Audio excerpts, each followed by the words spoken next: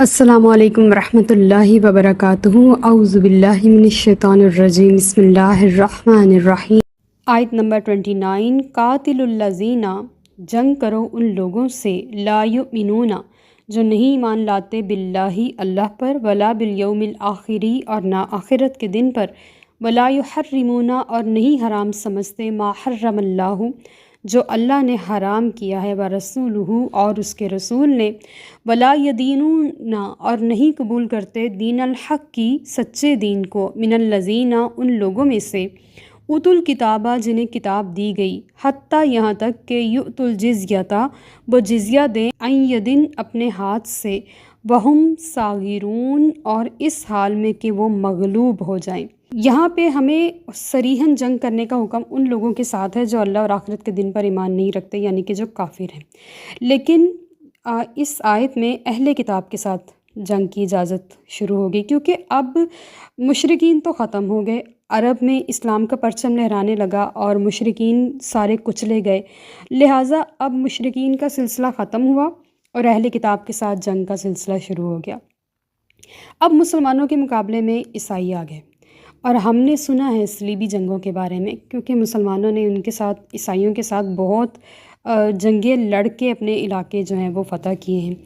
اس آیت میں اہل کتاب کے ساتھ جنگ کرنے کے اصول واضح کیے جا رہے ہیں کہ ان اہل کتاب میں 4 خرابیاں ہیں۔ اللہ تعالیٰ کی ذات پر ایمان نہیں ہے، کیونکہ انہوں نے اللہ کے بیٹے مان لیے ہیں۔ قیامت پر ایمان نہیں ہے، جو کہ روز حساب ہے، ان کے من گھڑت تصورات ہیں اس کے اوپر، اور ان کی آسمانی کتابوں میں جو احکامات ہیں انہوں نے ان سب کو اپنی خواہشات کے نیچے کر دیا، اور جس حکم کو چاہا مان لیا، جس کو چاہا نظر انداز کیا، اور جب ان کے سامنے دین اسلام پیش کیا گیا تو ان کو تسلیم کرنے سے انکار کر دیا، حالانکہ جتنا زیادہ وہ اسلام کو جانتے تھے، الہامی مذہب کے پیروکار تھے، ان سے زیادہ کون جان سکتا تھا۔ لہٰذا ایسے لوگ ظلم و تشدد کا ایک دروازہ کھول بیٹھے تھے۔ اب ان کے ساتھ اگر نقص امن کا خطرہ ہو تو جنگ کرنا بنتی ہے، اور جنگ کرنے کے لیے تیار رہنا چاہیے۔ آگے اللہ تعالیٰ بیان فرما رہے ہیں کہ اگر وہ اسلام کی بالادستی کو قبول کرتے ہیں اور پرامن شہری رہنا چاہتے ہیں تو ٹیکس ادا کریں۔ ہم نے پچھلی آیات میں یہ بار بار پڑھا کہ ان کو ٹیکس ادا کر کے معاشرے کا پرامن شہری بنانے کے لیے تیار ہیں، اور اس کا آغاز نبی کریم صلی اللہ علیہ وآلہ وسلم کے دور مبارک میں ہی ہو گیا تھا، کہ جب نجران کا عیسائیوں کا وفد نبی کریم صلی اللہ علیہ وسلم کی بارگاہ میں حاضر ہوئے تو انہوں نے اسلام قبول کرنے سے معذرت پیش کی، لیکن ساتھ ہی کہا، یا رسول اللہ جزیہ لے لیں، آپ سے صلح کر لی۔ تو یہ پوری تاریخ اسلام میں پہلا جزیہ، یعنی کہ پہلا ٹیکس تھا جو وصول کیا گیا۔ اس کی جو وجوہات علماء نے بیان کی ہیں وہ یہ ہیں کہ یہ ان کے قتل نہ کیے جانے کا بدلہ، ظاہر ہے بندے کو مار دینا تھا اگر وہ اسلام قبول نہیں کرتا، تو وہ اپنی جان بچانے کے لیے ٹیکس ادا کرے، یا ان کی حفاظت کے لیے فوجی خدمات۔ اچھا، یہاں پہ مزید غور طلب ہے وہ یہ کہ جو حقوق اسلامی معاشرے میں اسلامی شہری کو حاصل ہے نا، انہیں مذہبی، معاشی، معاشرتی آزادی حاصل ہے، ان کے جان مال حفاظت میں ہیں، یہی حقوق ان اہل کتاب کو یا ان مشرکین کو حاصل ہیں جو ٹیکس دیتے ہیں، یہ اس کا معاوضہ ہے۔ اور صحابہ کرام کی سیرت مبارکہ میں دیکھیں تو یہ فوجی خدمات انہوں نے بھی شروع کی تھی۔ حضرت خالد بن ولید نے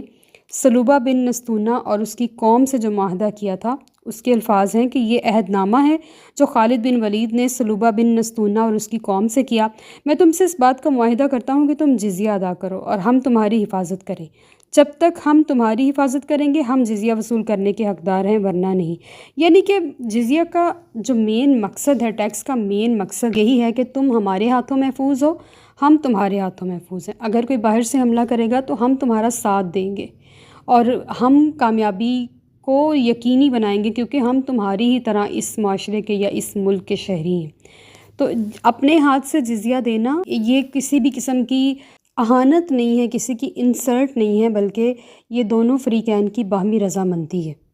اگر کسی قبیلے یا ملک کے ساتھ جزیہ لینے پر ہم صلح کرتے ہیں تو اس کا یہ مطلب نہیں ہے کہ وہاں کے رہنے والے ہر شخص کے اوپر جزیہ لازم ہے، بلکہ عورتیں، بچے، بوڑھے، لنگڑے، اپاہج، ان کے اوپر ایسا کوئی حکم لاگو نہیں ہوتا، صرف وہ جو کما سکتے ہیں، جو جزیہ ادا کر سکتے ہیں، جو کمانے والے مرد یا خواتین ہیں، ان کے اوپر۔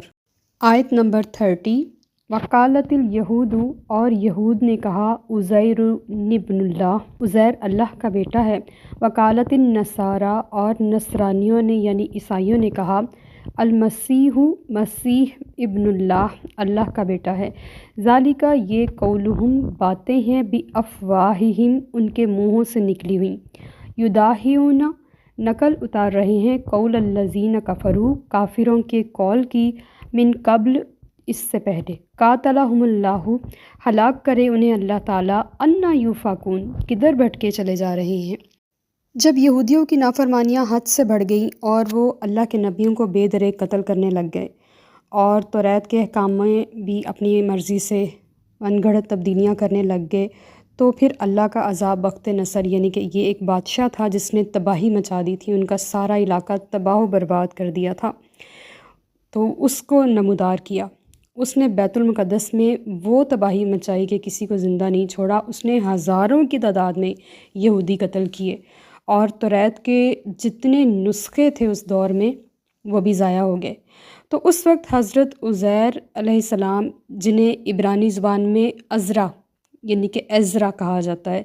उन्होंने अपनी याद से, यानी कि जितना उनको याद था, यहूद को तौरात अहदनामा कदीम की इमला करा दी। उन्होंने हिफ्ज़ किया हुआ था और कुछ मुद्दत के बाद जब तौरात का एक कदीम नुस्खा मिला तो वो बिल्कुल ऐसे ही था जैसे हज़रत उज़ैर अलैहिस्सलाम ने उनको लिखवाया था। इससे यहूदियों के दिल में आपकी कदर बहुत ज़्यादा बढ़ गई, तो उन्होंने आपको दीन मूसवी यानी कि हज़रत मूसा अलैहिस्सलाम के दीन का मुजद्दिद कहना शुरू कर दिया था। बाज़ ने इतना ज़्यादा गुलू कर दिया था कि उनको अल्लाह का बेटा इब्नुल्लाह कहना शुरू कर दिया था। और आम यहूदियों का अक़ीदा ये नहीं था कि सब ने ही उनको इब्नुल्लाह कहना शुरू कर दिया था, बल्कि सिर्फ़ यहूदियों का एक गिरोह इस बात का कायल था। और अब उनके जो हज़रत उज़ैर अलैहिस्सलाम की कौम के लोग हैं ना, वो उनके अक़ीदे के लोग ख़त्म हो चुके हैं, अब सिर्फ़ मूसा अलैहिस्सलाम की कौम के पैरोकार हैं। तो यहाँ पे इब्न और वलद, ये दोनों लफ्ज़ तो वैसे औलाद के लिए इस्तेमाल होते हैं, लेकिन इब्न का जो लफ्ज़ी मतलब है वो महबूब और लाडले को भी कह देते हैं। जैसे वो हमने पिछले आयत में पढ़ा ना, नहनु अब्नाइल्लाहु व अहिब्बाहु, कि हम अल्लाह के बेटे और उसके पसंदीदा हैं, नाउज़ बिल्लाह।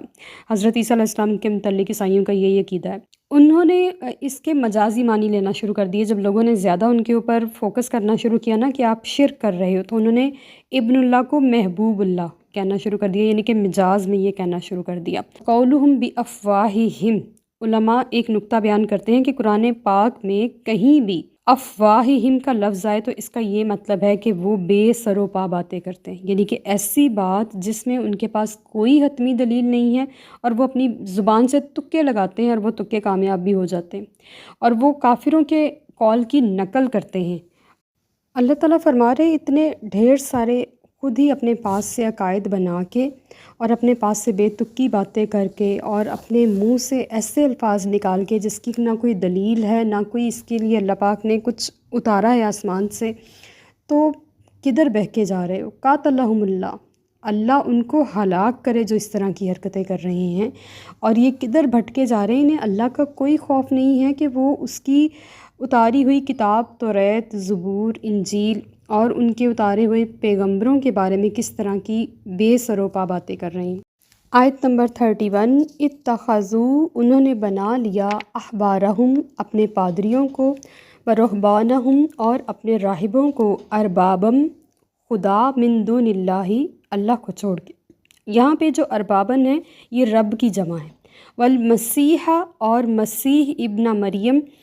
मरियम को भी, वमा उमिरू, हालांकि नहीं हुक्म दिया गया, इल्ला मगर, लिया अबुदू, कि वो इबादत करें, इलाहं वाहिदन, एक खुदा की, ला इलाहा इल्लाहु, नहीं है कोई माबूद सिवाय उसके, सुब्हानहु, वो पाक है, अम्मा युशरिकून, उससे जिसे वो शरीक ठहराते हैं।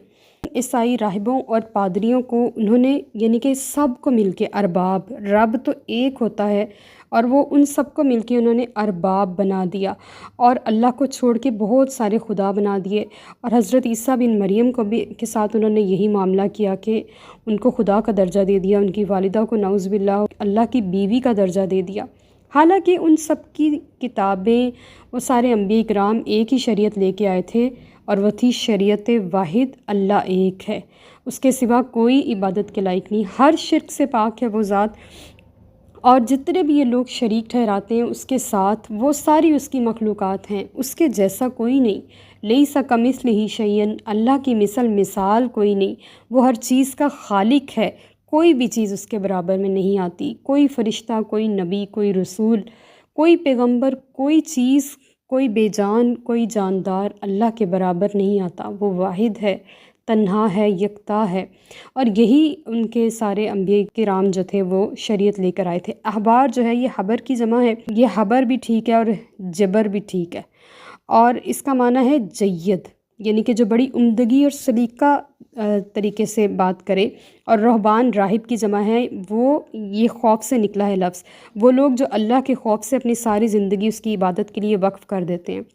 حضرت عدی بن حاتم پہلے عیسائی تھے، جب انہوں نے اسلام قبول کیا تو انہوں نے بارگاہ رسالت میں عرض کی، یا رسول اللہ، ہم تو انہیں رب نہیں مانتے، قرآن کی اس آیت کا کیا مطلب ہے؟ تو حضور اکرم صلی اللہ علیہ وسلم نے فرمایا کہ اگر وہ حلال چیزوں کو حرام اور حرام چیزوں کو حلال کر دیتے تو کیا تم ان کی باتوں کو نہیں مانتے تھے؟ تو عدو نے عرض کیا، یا رسول اللہ، ہم تو ایسا کرتے تھے۔ تو حضور نے فرمایا، یہی ان کو رب بنانا، یعنی کہ اگر کوئی شخص اللہ اور اس کے رسول کی حلال کردہ چیزوں کو حرام کر دے گا اور حرام کردہ چیزوں کو حلال، تو یہ اللہ کے قانون کو اپنے ہاتھ میں لینا ہے۔ آج ہمارے لیے اس میں نکتہ ہے کہ ہم خود ہی سے اٹھ کے دین میں اپنی مرضی کی امینڈمنٹس کر کے ہر چیز کو حلال حرام، کسی کو کافر، کسی کو مسلمان، کسی کو جنتی، کسی کو دوزخی نہ بنائیں، بلکہ یہ معاملہ اللہ ہی کے ہاتھ میں رہنے دیں۔ آیت نمبر 32، یریدون، چاہتے ہیں، ان یطفئوا، کہ بجھا دیں، نور اللہ، اللہ کے نور کو، بافواہہم، اپنی پھونکوں سے، ویأبی اللہ، اور انکار فرماتا ہے اللہ، الا، مگر یہ کہ، ان یتم، کہ پورا کر دے یا کمال تک پہنچا دے، نورہ، اپنے نور کو، ولو کرہ الکافرون، اگرچہ کافر اس کو ناپسند بھی کریں۔ اس آیت کی تفسیر سے پہلے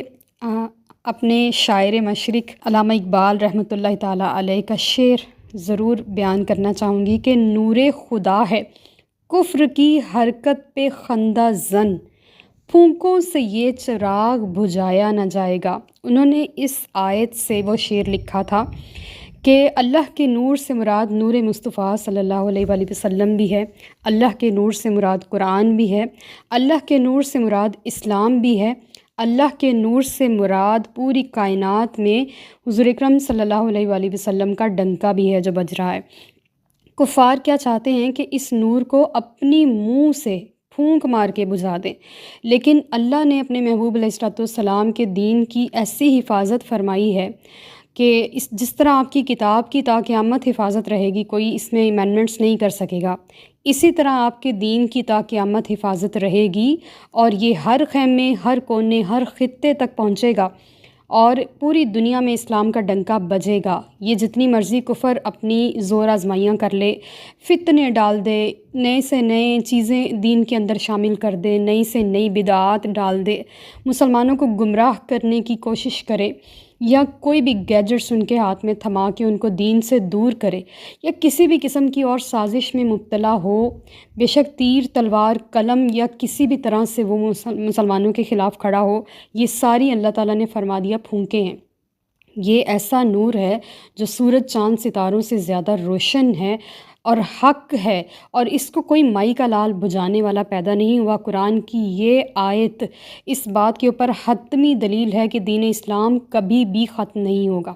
صرف یہی ایک دین ہے جو تا قیامت باقی رہے گا، اور اس دین پر چلنے والے اگر وہ اس کے ساتھ مخلص ہوں گے تو ہمیشہ کامیاب ہوں گے۔ اللہ تعالیٰ فرما رہے ہیں کہ اللہ اس دین کو کمال تک پہنچائے گا،